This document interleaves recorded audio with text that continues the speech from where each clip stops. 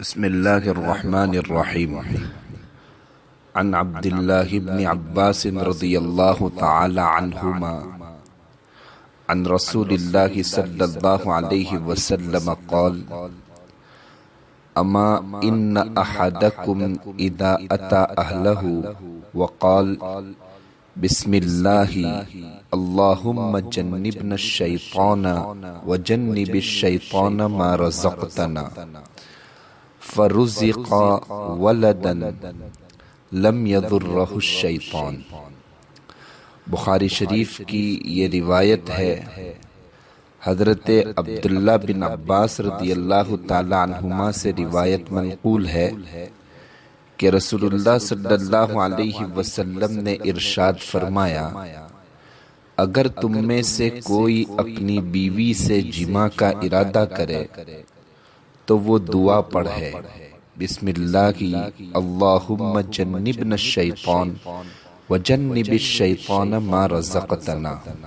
کہ اے اللہ ہمیں شیطان سے بچا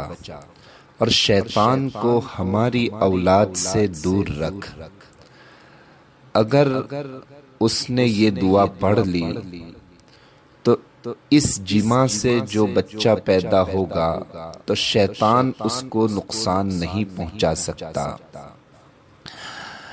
اس حدیث سے معلوم ہوا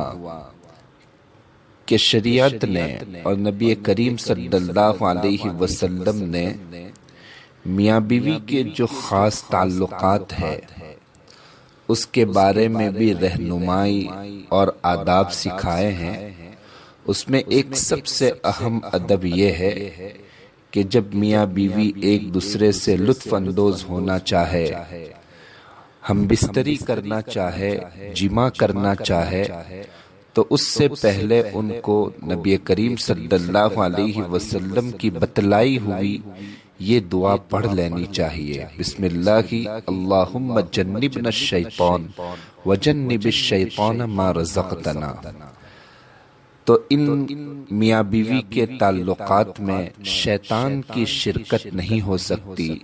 وہ اس کی شرکت سے محفوظ ہو جاتے ہیں۔ ابو داؤد شریف کی روایت میں ہے، اما عائشہ رضی اللہ تعالی عنہا سے روایت منقول ہے کہ رسول اللہ صلی اللہ علیہ وسلم نے مجھ سے فرمایا کہ هل رؤی فیکم المغربون، کہ کیا تم کو انسانوں میں مغربون دکھائی دیتے ہیں؟ اما عائشہ رضی اللہ تعالی عنہا نے عرض کیا کہ ومل مغربون، یہ مغربون کون ہیں؟ تو اللہ کے رسول صلی اللہ علیہ وسلم نے ارشاد فرمایا: الذین یشترکون فیہم الجن، کہ مغربون وہ لوگ ہیں جن کے ساتھ جنات یعنی شیاطین شریک ہوتے ہیں۔ چونکہ یہ لفظ مغربون معنی کے اعتبار سے مجمل تھا، اس لیے سوال کرنے کی نوبت آئی۔ اللہ کے رسول صلی اللہ علیہ وسلم نے جواباً ارشاد فرمایا: الذین یشترک فیہم الجن۔ محدثین نے اس جملے کے مختلف مطلب بیان کیے ہیں، اس میں ایک شرح اور ایک مطلب یہ بھی بیان کیا ہے کہ اگر کوئی شخص اپنی بیوی سے جماع کرتے وقت اللہ کا ذکر نہ کرے، یعنی یہ دعا نہ پڑھے: بسم اللہ اللہم جنبنا الشیطان وجنب الشیطان ما رزقتنا، تو اس پر شیطان اثر انداز ہوتا ہے۔ شیطان میاں بیوی کے اس خاص عمل کے اندر شرکت کر لیتا ہے، شریک ہو جاتا ہے۔ قرآن کریم نے بھی اس کی طرف اشارہ کیا ہے: وَشَارِكْهُمْ فِي الْأَمْوَالِ وَالْأَوْلَادِ،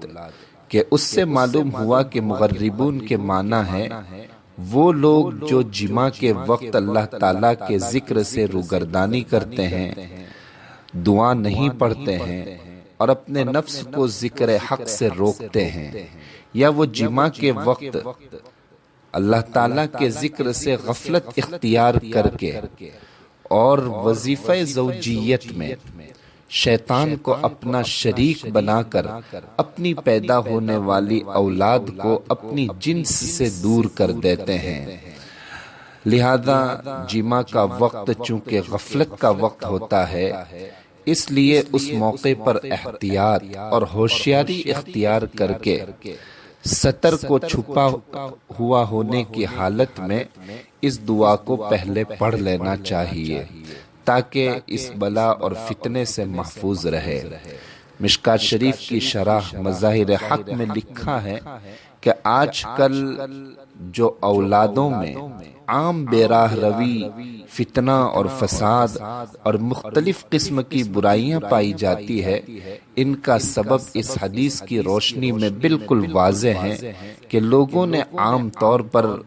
ان نبی کریم صلی اللہ علیہ وسلم کی ہدایات کو فراموش کر کے اللہ تعالیٰ کے ذکر کو چھوڑ دیا ہے۔ اس کا نتیجہ یہ ہو رہا ہے کہ پیدا ہونے والی نسل پوری طرح شیطانی اثرات لیے ہوئے دنیا میں آتی ہے۔ اللہ تبارک و تعالی ہمیں اس دعاؤں کے اہتمام کی توفیق عطا فرمائے، ہمیں اس کا اہتمام کرنا چاہیے۔ لہذا جب بھی میاں بیوی جمعہ کا ارادہ کرے